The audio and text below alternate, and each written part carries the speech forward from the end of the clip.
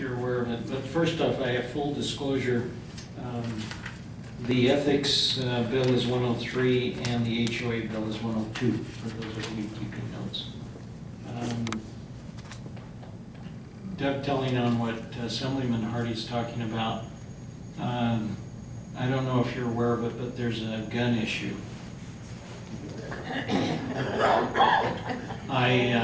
The first time, I have to tell this story.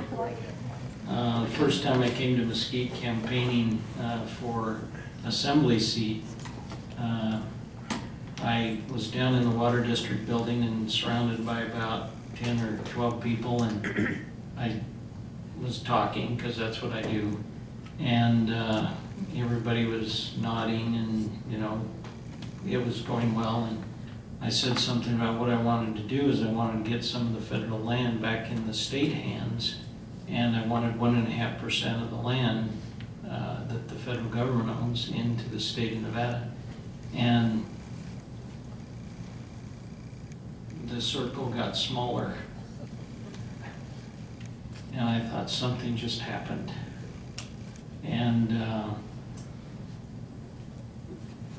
I didn't know it at the time, but President Jensen was not this one, but the one before, if you keep up with the Jensen family, was standing across the circle from me, and he said, "We want all of it."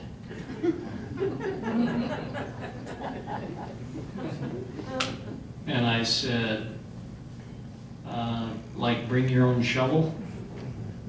And he took a step forward, and he said, "We don't bring our shovels, we bring our guns." So with that said, in case that ever comes up in a conversation again, I was emailed by a fellow who is was a former reserve officer in California, and I know I'm not supposed to use California in a sentence when I'm doing legislation, so pretend that didn't happen. And volunteers are allowed to be a trained, sworn-in, uniformed policeman, get paid $1 a year, as it were, and still serve according to how their schedule allows them to do, but legally trained, go through the course, have it signed off, and serve where the police need them to serve. And there are people who actually do that.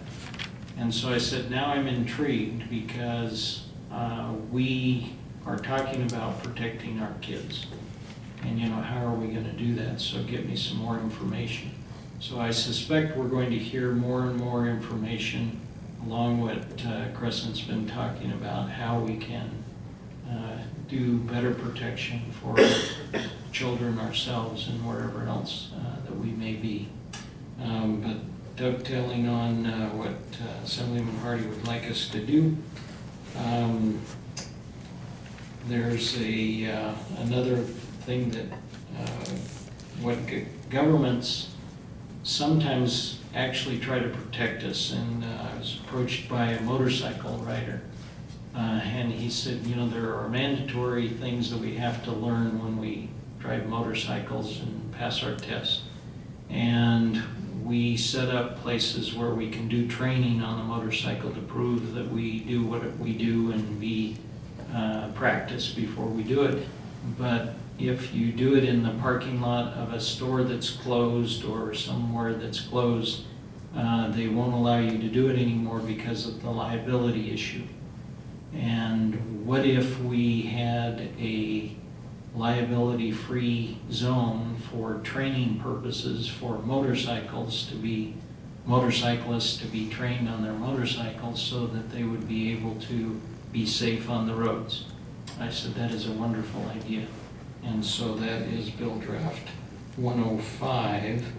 And what I would say is most of the, quote, good ideas that we have, whether you think that's a good idea or not, most of the good ideas that we have come from you, come from real people who were on the street, in the farm, in the lane, who live life and understand the nitty-gritty things that facilitate or aggravate life, as it were.